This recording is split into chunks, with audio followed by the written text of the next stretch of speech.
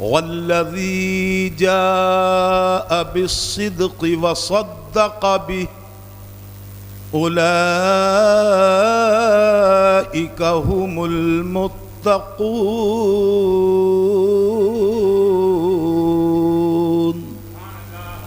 سب بول دیں مل کر کے ذرا سبحان اللہ. حضرت سیدنا ابو بکر صدیق رضی اللہ تبارک و تعالی عنہ کون ہیں؟ اللہ کے رسول صلی اللہ علیہ وسلم کے بڑے پیارے اور بہت سچے محب اور آپ کے صحابی ہیں. ایسے صحابی ہم ثابت کریں گے. آپ ہر ہفتہ اپنے امام صاحب سے سنتے ہیں افضل البشر بعد الانبیاء بالتحقیق امیر المؤمنین ابی بکر الصدیق. وہ حضرت ابو بکر کہ دنیا کے پردے پر انبیاء کرام کے بعد اگر کسی کا مرتبہ سب سے افضل ہے تو اس پر امت کا اجماع ہے کہ وہ حضرت ابو بکر صدیق کی ذات ہے. یاد رہے نبیوں کے بعد سب سے افضل اللہ نے کس کو بنایا؟ حضرت ابو بکر صدیق رضی اللہ تبارک و تعالی عنہ کو بنایا. اللہ اکبر. میرے آقا صلی اللہ تعالی علیہ وسلم کا وصال ہو چکا ہے. آقا کی روح اقدس، آپ کے جسم اقدس یعنی اللہ کے رسول پاک صلی اللہ علیہ وسلم کا وصال ظاہری، آپ کا انتقال ہو چکا ہے. اب گفتگو صحابہ میں یہ ہے کہ آخر کس کو نبی پاک کا خلیفہ بنایا جائے، کس کو اللہ کے رسول کا خلیفہ بنایا جائے، اس حکومت کی باغ ڈور کس کے ہاتھ میں دی جائے؟ اللہ اکبر. حضرت سعد ابن عبادہ رضی اللہ تعالی عنہ کے گھر میں لوگ جمع ہو جاتے ہیں. وہیں پر حضرت ابو بکر صدیق بھی ہیں، وہیں پر حضرت فاروق اعظم بھی ہیں، وہیں پر اجلہ صحابہ کرام بھی ہیں، بڑے بڑے صحابہ موجود ہیں. ایک انصاری صحابی کھڑے ہوتے ہیں اور عرض کرتے ہیں، تقریر کرتے ہیں، اے لوگو سنو، اللہ کے رسول کریم صلی اللہ علیہ وسلم جب کسی مہاجر کو کہیں کا گورنر بنا کر کے بھیجتے تھے، کہیں کا عامل بنا کر کے بھیجتے تھے، تو ساتھ میں ایک انصاری کو بھی بھیجتے تھے. ایک مجاہر جاتے تھے، ایک مہاجر جاتے اور ایک انصار میں سے جاتے. لہٰذا بہتر یہ ہے کہ خلافت بھی ایسے ہی چلے کہ ایک انصار ہوں اور ایک مہاجر ہوں. ایک اور انصار صحابی کھڑے ہوئے، انہوں نے بھی یہی کہا، لیکن آخر میں ایک صحابی اور کھڑے ہوتے ہیں. انہوں نے کہا، اے لوگوں کیا تمہیں معلوم نہیں ہے کہ رسول پاک مہاجر تھے، اللہ کے نبی پاک ہجرت کر کے تشریف لائے تھے، میرے آقا مہاجر ہیں. جب آقا مہاجر تھے تو آج آقا کا نائب اور خلیفہ بھی مہاجر ہوں گے. اٹھے اور اٹھنے کے بعد حضرت ابو بکر صدیق رضی اللہ تعالی عنہ کا ہاتھ پکڑا اور پکڑنے کے بعد خود بھی بیعت کی اور لوگوں نے بھی بیعت شروع کر دی. اس طریقے سے مختصر عرض کر رہا ہوں. حضرت ابو بکر صدیق رضی اللہ تبارک و تعالی عنہ خلیفۃ المسلمین ہو گئے، مسلمانوں کے خلیفہ ہو گئے. خلیفۃ رسول اللہ، اللہ کے رسول کے خلیفہ ہو گئے. کون؟ حضرت سیدنا ابو بکر صدیق رضی اللہ تعالی عنہ. کون ابو بکر صدیق؟ آؤ ذرا تاریخ دیکھو. آپ کا نام ہے کیا؟ حضرت عبداللہ. کیا نام ہے آپ کا؟ عبداللہ. آپ کے والد کا نام ہے عثمان. حضرت ابو بکر صدیق کے والد کا نام حضرت ابو بکر صدیق کی کنیت ہے ابو بکر. آپ کا لقب ہے عتیق اور صدیق. آپ کے باپ کا نام ہے عثمان، ان کی کنیت ہے ابو قحافہ. آپ کی والدہ کا نام ہے سلمہ، ان کی کنیت ہے ام الخیر. یہ سب چیزیں ہمیں یاد رکھنا چاہیے. حضرات، اللہ کے رسول کریم صلی اللہ تعالی علیہ وسلم نے مکے کی دھرتی پر اپنی نبوت کا اعلان فرما دیا ہے۔ اللہ اکبر کبیرہ۔ حضرت ابو بکر صدیق رضی اللہ تبارک و تعالی عنہ ہیں کہ آپ اسلام قبول کر لیتے ہیں۔ مختصر باتیں بتا رہا ہوں، بہت تفصیلات اس میں ہیں۔ حضرت ابو بکر صدیق رضی اللہ تبارک و تعالی عنہ، ایک تاریخ میں یوں آتا ہے کہ آپ کہیں سفر پر گئے تھے، ایک راہب نے دیکھا حضرت ابو بکر صدیق کو تو بلایا، اور بلانے کے بعد کہا ذرا ہمارے پاس آؤ۔ آ گئے حضرت ابو بکر صدیق۔ بوڑھا تھا وہ راہب، بوڑھا تھا جس کی پلکیں سفید ہو چکی تھی۔ بڑی پرانی ایک کتاب نکالی، کتاب نکالنے کے بعد اس کو کھولا، ابو بکر کے چہرے کو دیکھ رہا ہے، پھر کتاب کو کھولا، ابو بکر کی آنکھوں کو دیکھ رہا ہے، پھر کتاب کو کھولا۔ ابو بکر سے کہا اپنا ہاتھ اور دکھا دو، اپنا ہاتھ دکھایا۔ حضرت ابو بکر کہہ رہے ہیں اے راہب آخر بات کیا ہے؟ ایک رات مجھے گزارنا ہے، اس کے لیے تم سب کچھ مجھ سے معلوم کر رہے ہو۔ اولا وہ راہب تم کہاں کے ہو؟ کہا میں مکے کا ہوں۔ کہا کس خاندان کے ہو؟ کہا اس خاندان کا ہوں۔ سب معلومات کر لی۔ آخر میں راہب نے اپنی کتاب کو بند کیا، اور بند کرنے کے بعد کہا بیٹا سنو، میں نے تم کو اس لیے بلایا ہے، اس لیے تم سے پوچھ تاچھ کر رہا ہوں کہ تمہارے مکے کے اندر ان قریب ایک نبی پاک اپنی نبوت کا اعلان کرنے والے ہیں، ایک رسول اعلان کرنے والے ہیں، اور تم ان کے ساتھی بنو گے، تم ان کے ساتھی بنو گے۔ اتنا سننا تھا۔ حضرت ابو بکر صدیق اپنا سفر پورا کر لیتے ہیں۔ سفر کر کے پورے آئے تو پتا چلا کہ محمد عربی صلی اللہ علیہ وسلم نے اعلان نبوت فرما دیا ہے۔ ابو بکر چلے، میرے آقا کی بارگاہ میں حاضر ہو گئے، اللہ کے رسول پاک کی بارگاہ میں حاضر ہو گئے۔ کہا محمد ابن عبداللہ، کہا اے محمد ابن عبداللہ، کیا تم نے اپنی رسالت کا اعلان کر دیا ہے؟ کیا تم نے اپنی نبوت کا اعلان کر دیا ہے؟ اللہ کے رسول پاک نے فرمایا ہاں ابو بکر، مجھے میرے رب نے نبی بنایا ہے، مجھے میرے رب نے رسول بنایا ہے۔ ابو بکر عرض کرتے ہیں اگر واقعی تم نبی ہو تو اپنی نبوت کی کوئی دلیل پیش کرو، اپنی رسالت کی دلیل پیش کرو۔ جملے پر غور کرنا، اللہ کے رسول پاک مسکرائے، مسکرا کر کے فرمایا اے ابو بکر تم مجھ سے نبوت کی دلیل مانگتے ہو، مجھ سے رسالت کی دلیل مانگتے ہو، کیا تمہارے لیے اس راہب کا بتانا یہ میری نبوت کی دلیل نہیں ہے؟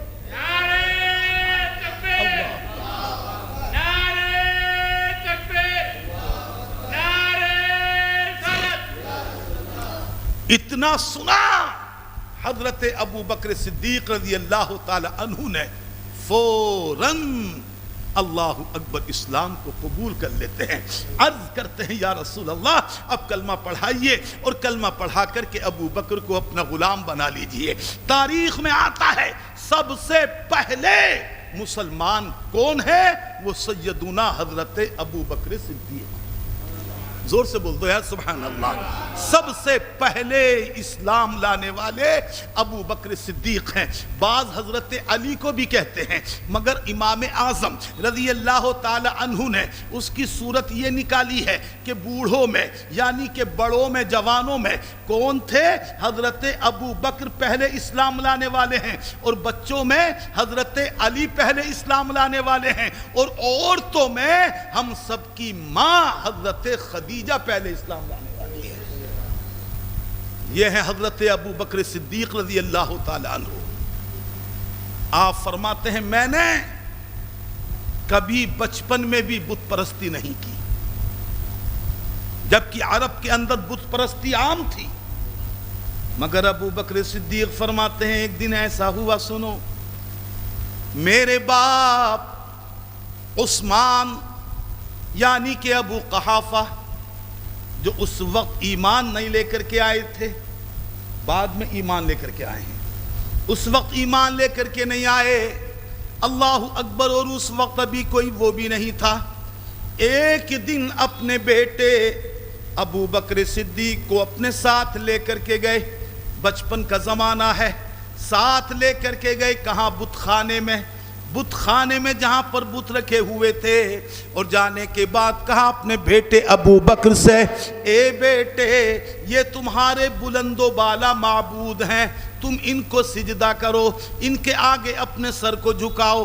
اللہ اللہ اتنا کہا اور باپ کہنے کے بعد باہر نکل گئے، بت خانے سے نکل گئے۔ حضرت ابو بکر صدیق رضی اللہ تعالی عنہ ہیں، اللہ اللہ ایک بت کے سامنے آتے ہیں، ایک بڑے بت کے سامنے آتے ہیں۔ آنے کے بعد اس بت سے کہا، اے بت سن، انی جائعن، میں بھوکا ہوں، اگر تو خدا ہے تو مجھے کھانا کھلا دے۔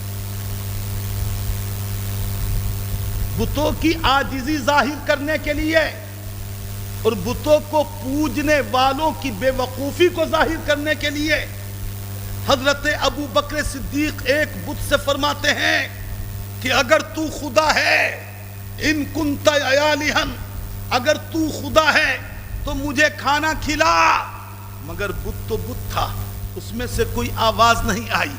آپ نے پھر فرمایا میں ننگا ہوں، اگر تو خدا ہے تو مجھے کپڑے پہنا، مگر پھر کوئی آواز نہیں آئی۔ تیسری مرتبہ بچپن ہے ابو بکر صدیق کا، ایک ڈنڈا اٹھاتے ہیں یا ایک پتھر اٹھایا اور پتھر اٹھا کر کے فرمایا، اے بت سن، تجھ سے میں نے کھانے کو مانگا، تو نے کھانا نہ دیا، کپڑا میں نے مانگا، تو نے کپڑا نہ دیا، اب سن، یہ پتھر میں تیرے مار رہا ہوں، میں تیری پٹائی کر رہا ہوں، اگر تو خدا ہے تو اپنے آپ کو بچا لے۔ مگر آواز نہ آئی۔ ابو بکر صدیق نے پتھر اٹھا کر کے مارا، بت ٹوٹ گیا۔ جیسے ہی بت ٹوٹا ہے فوراً ان کے باپ آ گئے، ابو بکر صدیق کے والد آ گئے، کہا اپنے بیٹے سے، بیٹے یہ تم نے کیا کر دیا، اے میرے لخت جگر یہ کیا کیا، اے میرے لال تم نے کیا کیا ہے۔ ابو بکر جواب دیتے ہیں، اے باپ میں نے وہی کیا جو تم دیکھ رہے ہو، جو تم دیکھ رہے ہو اور آپ دیکھ رہے ہو۔ پکڑا ابو بکر صدیق کو، ماں کے سامنے لے گئے اور کہا، اے میری بیوی دیکھو، اے ام الخیر دیکھو، اے سلمہ دیکھو، تمہارے بیٹے نے ایسا ایسا کیا ہے۔ اللہ کی قسم تاریخ میں لکھا ہے حضرت ابو بکر صدیق کی ماں ام الخیر حضرت سلمہ فرماتی ہیں، میرے بیٹے سے کچھ نہ کہو، میرے لخت جگر سے کچھ نہ کہو، اس لیے کہ سنو، جب میرا بیٹا پیدا ہوا تھا، جب میرا بیٹا پیدا ہوا تھا تو میں نے ایک غیبی آواز سنی تھی، ایک غیب سے آواز آئی تھی، یا امت اللہ، اے اللہ کی باندی، اے اللہ کی سچی باندی، تجھے ایک آزاد بیٹا مبارک ہو۔ یہ وہ ہے جس کا نام آسمان میں صدیق ہے اور دنیا کے اندر سنو یہ ہمارے محمد کا رفیق ہوگا، ان کا دوست ہوگا۔ نعرہ تکبیر، نعرہ غلط، نعرہ حیدری۔ یہ ہے حضرت ابو بکر صدیق رضی اللہ تعالی عنہ، اسلام لے کر کے آ گئے۔ جب 40 مسلمان، سمجھ میں آ رہی ہے آپ حضرات کے؟ آواز زیادہ تو نہیں ہو رہا کہیں بات نہ ہے؟ ہاں مجھے تھوڑا زیادہ لگ رہا، ایسا نہ ہو کہ بات سمجھ میں نہ آئے ورنہ فائدہ ہی کیا ہے۔ ہاں حضرت ابو بکر صدیق رضی اللہ تعالی عنہ نے جب 40 مسلمان ہو گئے تو ایک روز اللہ کے رسول پاک صلی اللہ تعالی علیہ وسلم کی خدمت میں عرض کیا، یا رسول اللہ ہم حق پر ہیں۔ اللہ کے نبی نے فرمایا بے شک ہم حق پر ہیں۔ اللہ کے رسول پاک کی خدمت میں ابو بکر صدیق عرض کرتے ہیں، یا رسول اللہ تو اب ہم کھل کر کے تبلیغ کریں، اب ہم کھل کر کے تبلیغ کریں۔ اللہ کے رسول نے پہلے تو منع فرمایا، مگر پھر سب کا سنا، سب کی بات سنی تو اللہ کے رسول پاک نے اجازت دے دی۔ اسی وقت حضرت امیر حمزہ بھی ایمان لے کر کے آئے تھے، پہنچ گئے کہاں؟ حرم کعبہ کے اندر۔ حضرت ابو بکر صدیق بھی ہیں، حضرت امیر حمزہ بھی ہیں، دیگر مسلمان بھی ہیں، تقریباً 40 مسلمان۔ مگر عشق رسالت دیکھو، میرے نبی کا عشق دیکھو، حضرت ابو بکر صدیق کو کس قدر محبت ہے ذرا دیکھو۔ پہنچ گئے کہاں پر؟ حرم کعبہ میں پہنچ گئے، اور جانے کے بعد بعد حضرت ابو بکر صدیق نے خطبہ دینا شروع کر دیا، تقریر دینی شروع کر دی، اسلام کے تعلق سے، اللہ کے رسول کے تعلق سے بولنا شروع کیا۔ تاریخ بتاتی ہے جیسے ہی آپ نے شروع کیا چاروں طرف سے مشرکین دوڑ پڑے، چاروں طرف سے کافر دوڑ پڑے، اور حضرت ابو بکر صدیق رضی اللہ تعالی عنہ کو اتنا مارا، اتنا مارا، اتنا مارا کہ حضرت ابو بکر صدیق رضی اللہ تعالی عنہ بے ہوش ہو کر کے گر پڑے۔ آپ کے قبیلے والے آئے، انہوں نے ان کو اٹھایا، اور اٹھانے کے بعد حضرت ابو بکر صدیق کے گھر پہنچایا، گھر چلے گئے۔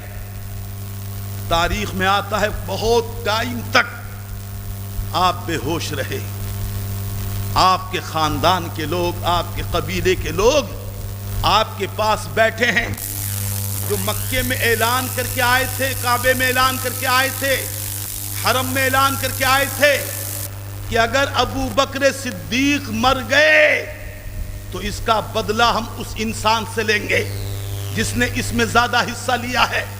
لوگ بیٹھے ہیں ابو بکر صدیق کے گھر، آنکھیں بند ہیں، ابو بکر صدیق کی بے ہوشی کا عالم ہے، پٹائی بہت ہے۔ نوجوانوں سنو، سینوں میں کس کا عشق ہونا چاہیے، دل میں کس کی محبت ہونا چاہیے۔ تاریخ میں لکھا ہے ابو بکر صدیق نے جیسے ہی آنکھوں کو کھولا، اپنی آنکھیں کھولی، کچھ عالم ہوش میں آئے، ماں نے کہا بیٹا کیسے ہو؟ اللہ اکبر۔ ابو بکر صدیق نے یہ نہ کہا میں اچھا ہوں، یہ نہ کہا کہ میں ٹھیک ہوں، ماں نے کہا بیٹا تم کیسے ہو؟ ابو بکر صدیق کہتے ہیں ماں یہ بات میں پوچھنا میں کیسا ہوں، پہلے یہ بتا دے کہ میرے رسول کیسے ہیں۔ اللہ زور سے بول دو یار ذرا سبحان اللہ۔ پہلے یہ بتا دے ماں کہ میرے رسول پاک کیسے ہیں، میرے اللہ کے حبیب کیسے ہیں، اللہ کے نبی پاک کیسے ہیں۔ اللہ اکبر کبیرہ۔ اتنا سنا ہے ماں نے، خاموش ہو گئی۔ پاس میں جو لوگ بیٹھے ہوئے تھے وہ بھی غصے آ گئے، کہنے لگے ابو بکر جن کی وجہ سے اتنا پٹے ہیں، جن کی وجہ سے اتنی پٹائی ہوئی ہے، اب بھی انہی کا نام لے رہے ہیں، اب بھی انہی کا نام کو پوچھ رہے ہیں، چلو یہاں سے۔ کچھ لوگ تو یوں اٹھ گئے اور کچھ نے یہ سوچا کہ اب جب بولنے لگے ہیں تو اب ٹھیک ہو جائیں گے، چلو یہاں سے چلو۔ اللہ اکبر۔ اب ابو بکر صدیق ہیں تنہا، آپ کی والدہ ہیں، والدہ نے کہا بیٹا کھانا کھا لو، اے میرے لال کھانا کھا لے، اے میرے بیٹے کھانا کھا لو۔ مگر خدا کی قسم حضرت ابو بکر صدیق رضی اللہ تبارک و تعالی عنہ جواب دیتے ہیں اے ماں سنو سنو سنو، میں اس وقت تک کھانا نہ کھاؤں گا جب تک میں اپنے سرکار کو دیکھ نہ لوں گا۔ ذرا پیار سے بولو سبحان اللہ۔ اللہ اکبر۔ فرماتے ہیں ابو بکر صدیق ماں اس وقت تک کھانا نہ کھاؤں گا جب تک اپنے نبی کا حال نہ جان لوں گا۔ اللہ اللہ۔ بیان نے کہا ماں بولی بیٹے مجھے تو معلوم نہیں، ماں بولی بیٹے مجھے پتہ نہیں تمہارے رسول کہاں ہیں، مجھے معلوم نہیں محمد ابن عبداللہ کہاں ہے۔ اتنا سنا تو حضرت ابو بکر نے کہا اے ماں سنو میں تمہیں بتا رہا ہوں، ام جمیل کے یہاں چلے جاؤ۔ ام جمیل کون تھی؟ حضرت عمر رضی اللہ تعالی عنہ کی بہن تھی، یہ اسلام لا چکی تھی مگر اسلام ابھی پوشیدہ ہے، اسلام ابھی خفیہ ہے، ابھی ظاہر نہیں کیا ہے۔ فرمایا ماں جاؤ تم ان کے گھر جاؤ اور جانے کے بعد ان سے پوچھو وہ تمہیں بتائیں گی۔ اللہ اللہ۔ رات ہے، چلی حضرت ام جمیل کے گھر کو۔ ابو بکر صدیق کی ماں چلتی ہیں، توجہ سے سنتے رہیے، ہسٹری پڑھ رہا ہوں ابو بکر صدیق کی۔ چلتے رہی، پہنچ گئی ام جمیل کے یہاں پر۔ ام جمیل سے پوچھا اے ام جمیل یہ بتا دو ذرا محمد الرسول اللہ کہاں ہے، نبی پاک کہاں ہے، محمد ابن عبداللہ کہاں ہے۔ ام جمیل نے سوچا کہیں کوئی جاسوس نہ ہو، کہیں میری پکڑ نہ آ جائے۔ آپ نے گول مول جواب دے دیا، صاف جواب نہ دیا، مگر ام جمیل کے عشق پہ قربان جاؤ۔ انہوں نے ارشاد فرمایا اگر تم کہو تو تمہارے بیٹے کو دیکھنے میں چل رہی ہوں۔ عقل دیکھیے، تدبیر دیکھیے۔ بتایا تو نہیں کہ کہیں کوئی خطرہ نہ آ جائے, کہیں کافر وہاں حملہ نہ کر دیں. فرمایا میں تمہاری اجازت ہو تو تمہارے بیٹے کو دیکھنے چلتی ہوں. حضرت ابو بکر صدیق کی ماں نے کہا بہتر ہے چلو. حضرت عمر کی بہن چلی. جانے کے بعد اللہ اکبر کتابوں میں لکھا ہے حضرت ابو بکر صدیق کی حالت کو دیکھا تو ام جمیل کی آنکھوں سے آنسو روا ہو گئے. اتنا پیٹا گیا تھا ابو بکر صدیق کو اس اسلام کی خاطر کہ آپ کی آنکھوں سے یعنی ام جمیل کی آنکھوں سے آنسو جاری ہو گئے. حضرت ابو بکر صدیق کا پھر یہی سوال تھا, پھر یہی تھا, اے ام جمیل ذرا یہ بتا دو کہ میرے نبی کیسے ہیں, میرے آقا کہاں ہیں, اللہ کے رسول پاک کہاں ہیں. حضرت ام جمیل نے ابو بکر صدیق کی ماں کی طرف کو دیکھا, فرمایا کیسے بتا دوں, یہاں تو تمہاری ماں کھڑی ہیں جو مومن نہیں ہیں, جو ایمان نہیں لائی ہیں, کہیں ایسا نہ ہو کہ یہ خبر کافروں میں پہنچا دیں. ابو بکر صدیق نے کہا ماں سے مت گھبراؤ, میری ماں سے مت گھبراؤ, میری ماں کچھ نہیں کہے گی, تم بتاؤ. جب اتنا سنا تو ارشاد فرمایا سنو اے ابو بکر, اے ابو بکر خوش ہو جاؤ, اے ابو بکر اچھے ہو جاؤ, دل کو اپنے خوش کر لو, اس لیے کہ اللہ کے رسول پاک بھی بالکل صحیح ہے. سبحان اللہ. کہا ابو بکر خوش ہو جاؤ, اللہ کے رسول صحیح ہیں. اتنا سنا حضرت ابو بکر نے دوسرا سوال فوراً کر دیا. کہا ام جمیل یہ اور بتاؤ کہ ابو بکر پوچھتے ہیں یہ اور بتاؤ کہ میرے رسول ہیں کہاں اس وقت کہاں ہیں. تو آپ نے فرمایا حضرت ارقم کے گھر ہیں, حضرت ارقم کے گھر میں موجود ہیں. اتنا سنا حضرت ابو بکر اپنی ماں سے بولے, اپنی والدہ سے کہا اے ماں, اے میری ماں, تجھے اپنے لخت جگر سے پیار ہے, تجھے اپنے بیٹے سے پیار ہے. اے ماں تجھے تیری ممتا کا واسطہ, میں اتنا عرض کرتا ہوں مجھے لے چل, مجھے میرے رسول سے ملا دے, ہائے ہائے ہائے, مجھے میرے آقا سے ملا دے, مجھے میرے نبی سے ملا دے. اللہ اکبر. انتظار کیا رات کا, رات ہوئی, جب اندھیرا ہو گیا, لوگوں کا آنا جانا کم ہوا. اس ماں کی محبت کو دیکھو, اس ماں کا پیار دیکھو, اپنے لال, اپنے بیٹے, اپنے لخت جگر حضرت ابو بکر صدیق کو لیتی ہیں. اندھیرا ہے, کوئی آنے جانے والا نہیں ہے. دار ارقم پہنچی, حضرت ارقم کے گھر پہنچے, اللہ کے رسول وہاں پر موجود ہیں. خدا کی قسم کتابوں میں لکھا ہے جیسے ہی پہنچے ہیں میرے آقا صلی اللہ علیہ وسلم کی بارگاہ میں, اللہ کے رسول کی نگاہ ابو بکر پر پڑی, ابو بکر کی نگاہ میرے نبی کے مبارک چہرے پر پڑی. ابو بکر بھی رونے لگے, اللہ کے رسول کی آنکھوں سے بھی آنسو نکل پڑے. اللہ اکبر اللہ. یہ ہے حضرت ابو بکر صدیق رضی اللہ تبارک و تعالی عنہ. مسلمانوں, اس طریقے سے آپ نے ایمان کی خاطر, اسلام کی خاطر اپنے رسول پاک پر اپنی جان کی پرواہ نہیں کی ہے. کون نہیں جانتا ہے مسلمانوں؟ آؤ ذرا سمجھو حضرت ابو بکر صدیق کیا ہیں. اللہ اکبر. اے حضرت عائشہ فرماتی ہیں, میری اور آپ کی ماں فرماتی ہیں, ساری امت کی ماں ارشاد فرماتی ہیں حضرت عائشہ جو حضرت ابو بکر کی بیٹی ہیں, ارشاد فرماتی ہیں ایک رات ہے, چاندنی رات تھی, چاند نکل رہا ہے, ستارے نکل رہے ہیں, ستاروں سے چاندنی مہک رہی ہے, ساری دنیا روشن ہو رہی ہے.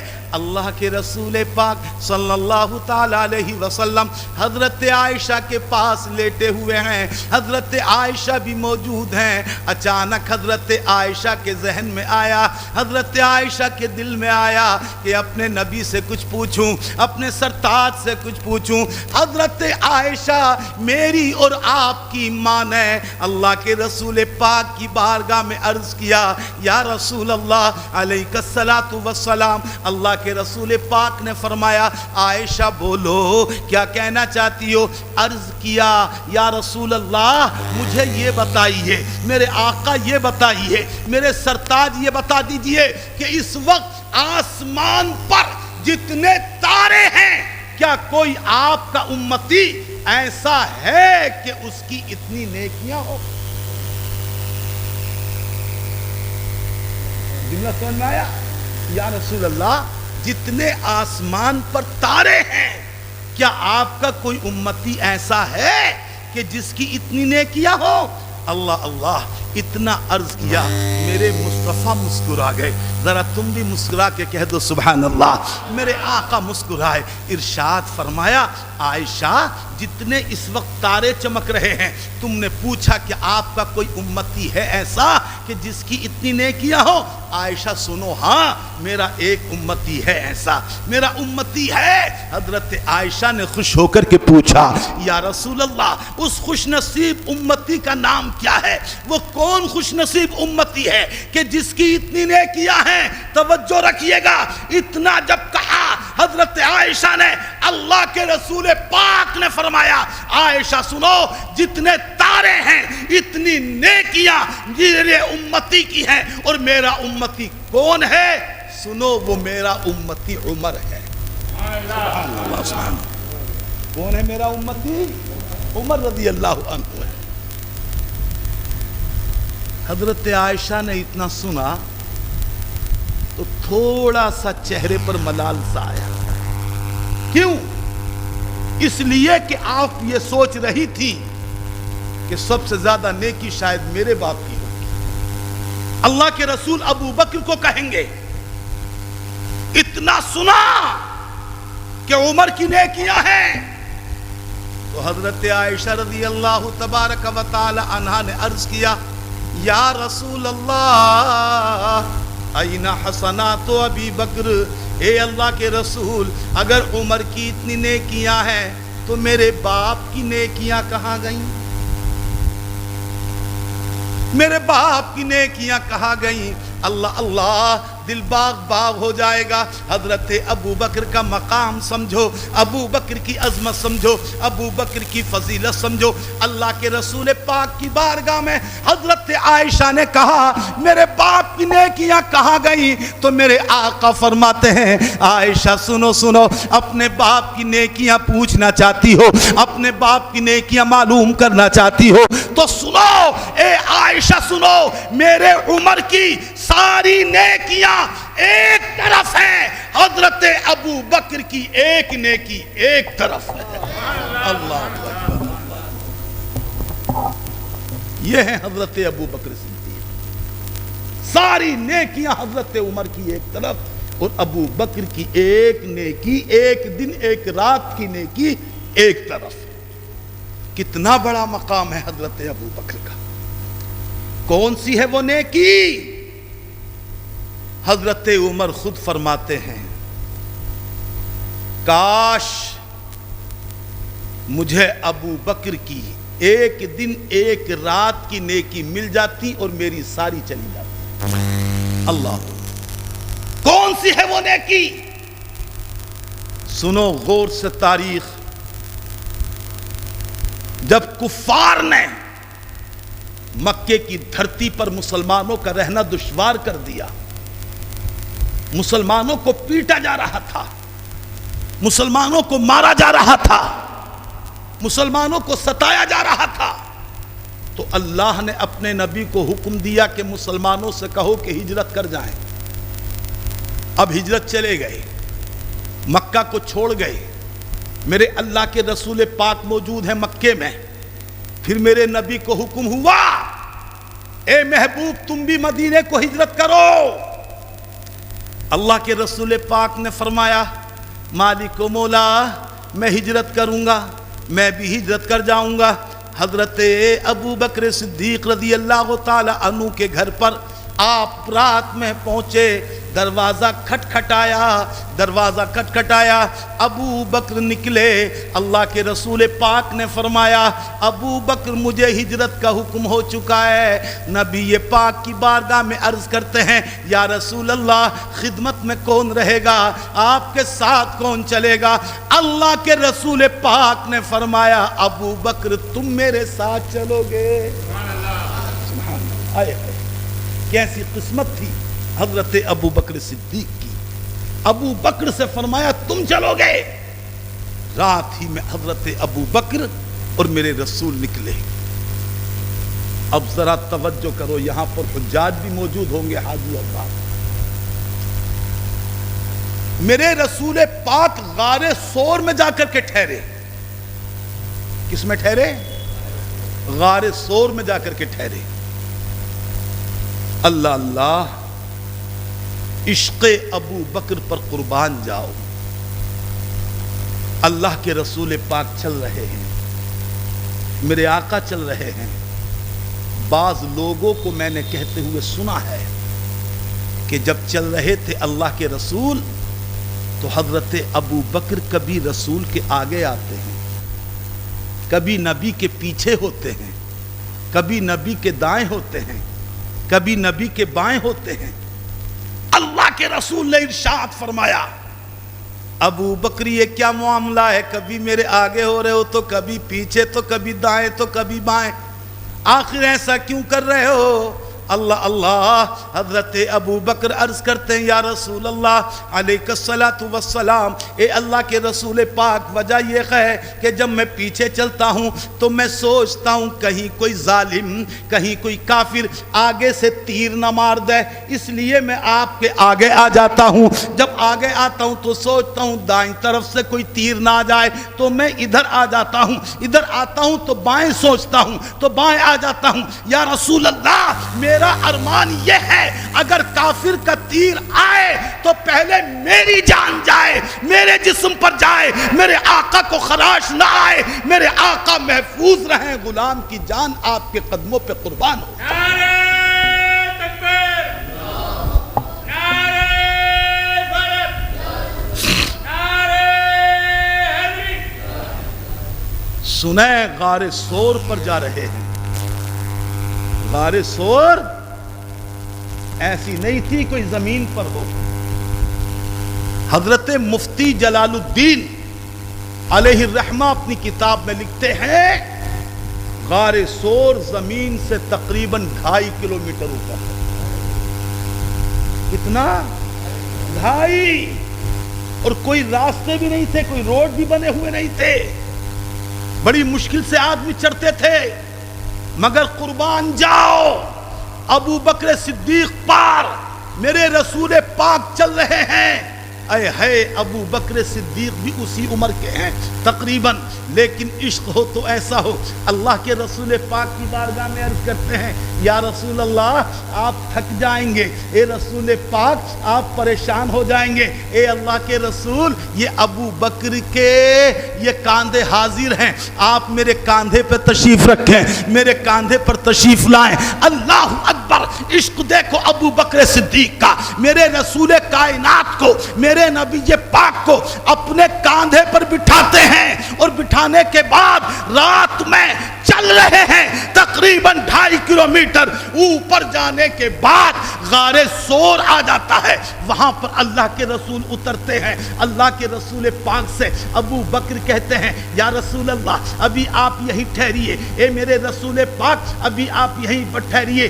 غار تو سمجھتے ہوں گے نا سب، ہندی میں جسے گفا کہتے ہیں. اللہ اکبر. فرمایا عرض کیا حضرت ابو بکر صدیق نے، یا رسول اللہ پہلے میں جاتا ہوں اس کے اندر تاکہ میں صفائی کر لوں، تاکہ کوئی موذی جانور نہ ہو، کوئی تکلیف دہ جانور نہ ہو، کہیں آپ کو کوئی تکلیف نہ پہنچے. ابو بکر صدیق میرے رسول کو باہر کھڑا کرتے ہیں، آپ اندر جاتے ہیں، پوری غار کی صفائی کرتے ہیں. جتنے سوراخ تھے اپنے تہبند کو پھاڑ کر اس سوراخ میں لگا دیتے ہیں.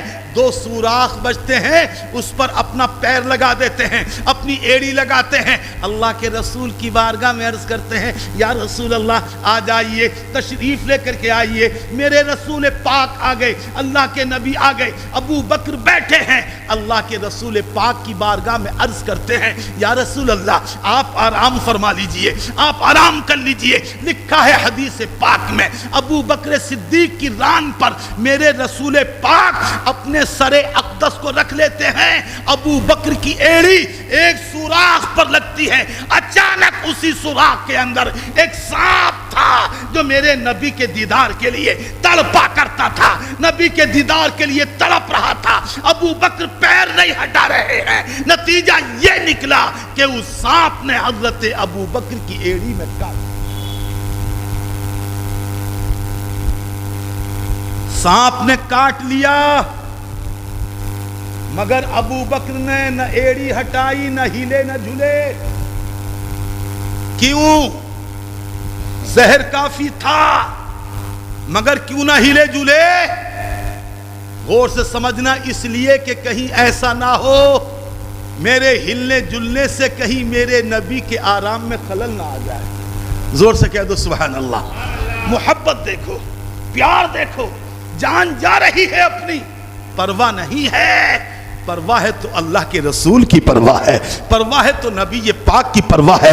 میرے نبی کے آرام میں خلل نہ پڑ جائے، میرے نبی کے آرام میں خلل نہ آ جائے. اللہ اکبر. زہر کو برداشت کیا مگر جب برداشت نہ ہو سکا تو حدیثوں میں آتا ہے حضرت ابو بکر کے آنسو نکل آئے. آنسو نکلے، اللہ اللہ قربان جاؤ ان آنسوؤں پر. کتنے مبارک ہیں وہ آنسو، کتنی قسمت والے ہیں وہ آنسو. میں روؤں، مفتی انتخاب صاحب، آپ کے امام صاحب قبلہ روئیں تو اپنے آنسوؤں کو رومال سے پوچھ لیں. آنسو نکلیں تو دامن پہ گر جائیں، آنسو نکلیں تو زمین پہ گر جائیں. مگر آج قربان جاؤ ابو بکر صدیق کے آنسوؤں پر جملہ غور سے سننا. کتنے مبارک تھے وہ آنسو، کتنے بابرکت تھے وہ آنسو، کتنے نصیب والے تھے وہ آنسو. ہمارے آنسو نکلیں تو زمین پر گر جائیں مگر ابو بکر کے آنسو نکل رہے ہیں تو زمین پر نہیں گرے بلکہ آنسو نکلے تو میرے نبی کے رخسار کے بوسے لے رہے ہیں. اللہ جملہ سمجھے نہیں شاید. میرے نبی کے رخسار یعنی آقا کے مبارک گالوں کے بوسے لے رہے ہیں، آقا کے مبارک گالوں کو چوم رہے ہیں. یعنی میرے نبی کے چہرے پر ابو بکر صدیق کے آنسو گرتے ہیں. ابو بکر صدیق کے آنسو گرے. حضرت ابو بکر صدیق کے آنسو نکلے تو گرے کہاں؟ میرے رسول پاک کے چہرے پر. آنکھوں کو کھول دیا، میرے آقا نے آنکھوں کو کھولا، ابو بکر کو روتا ہوا دیکھا، اپنے عاشق کو روتا ہوا دیکھا. ارشاد فرمایا ابو بکر کیوں رو رہے ہو؟ ابو بکر رونے کی وجہ کیا ہے؟ ابو بکر آخر کیوں رو رہے ہو؟ عرض کیا یا رسول اللہ علیہ الصلاۃ والسلام، یا رسول اللہ اے میرے رسول پاک، میرے سانپ نے کاٹ لیا ہے، میرے پیر میں سانپ نے کاٹ لیا ہے. اتنا سننا تھا. اللہ اکبر. میرا نبی بے چین نہیں ہوتے، پریشان نہیں ہوتے کہ جڑی لاؤ یا بوٹی لاؤ یا دوا لاؤ، حکیم کو تلاش کرو. نہیں نہیں، بلکہ تاریخ بتاتی ہے، حدیث پاک میں آتا ہے جیسے ہی ابو بکر نے کہا یا رسول اللہ میرے سانپ نے کاٹ لیا، میرے آقا نے کیا کیا؟ اللہ اکبر. حدیثوں میں آتا ہے اپنا لعاب پاک لیا، اپنا مبارک تھوک لیا، لینے کے بعد جہاں کاٹا تھا ابو بکر کے لگا دیا. ابو بکر کہتے ہیں اللہ کی قسم جیسے ہی نبی پاک کا مبارک لعاب لگا میری ساری تکلیف دور ہو گئی. ساری تکلیف دور ہو گئی. نبی کا لعاب لگا. موضوع سے ہٹ نہ جاؤں کہیں بات، اس لیے کچھ نہیں بتا رہا ہوں. میرے نبی کا لعاب، خدا کی قسم وہ لعاب ہے کہ اگر کھاری کنویں میں پڑ جائے تو پورا کنواں میٹھا ہو جائے. زور سے بولو سبحان اللہ. اگر تھوڑے سالن میں پڑ جائے تو سینکڑوں کے لیے وہ سالن کافی ہو جائے. ٹوٹی ٹانگ پر لگ جائے تو ٹانگ ایسی جڑ جائے کہ جیسے ٹوٹی ہی نہیں تھی. علی کی دکھتی آنکھوں میں لگ جائے تو علی کی آنکھ ایسی ہو جائے جیسے کبھی دکھی ہی نہ تھی. اب مجھے ایمانداری کے ساتھ بتا دینا. خیر اللہ کا شکر ہے ہمارا پیپلسانہ بہت عقیدے کے اعتبار سے اللہ کا لاکھ لاکھ شکر ہے بہت صحیح ہے. حضرات ایمانداری سے بتاؤ کیا ہمارا لعاب ایسا ہے؟ بولو بولو یار سب بولو. نہیں ہے. ہمارا لعاب ایسا نہیں. ہمارا لعاب تو اگر پانی میں گر جائے تو اور ہماری بیوی وہ پانی نہ پیے. بولو بولو. لیکن علی حضرت میرے رسول پاک کا لعاب کنویں میں گر رہا ہے تو سب پی رہے ہیں. اجی اتنا ہی نہیں، میرا نبی اگر کلی فرماتا ہے تو صحابہ اس پانی کو گرنے نہیں دیتے ہیں، وہ بھی اپنے ہاتھوں سے اپنے چہروں پر رگڑ لیتے ہیں. اور یہاں تک ہم نے پڑھا ہے اگر کوئی پیچھے رہ گیا جس کو نبی کی کلی کا یا نبی کے چہرے کا لگا ہوا پانی نہ ملا تو اس نے جس نے لگایا تھا اس کے چہرے سے اپنے ہاتھوں کو ملتا ہے اور اسی طریق کو اپنے چہرے سے لگا لیتا ہے.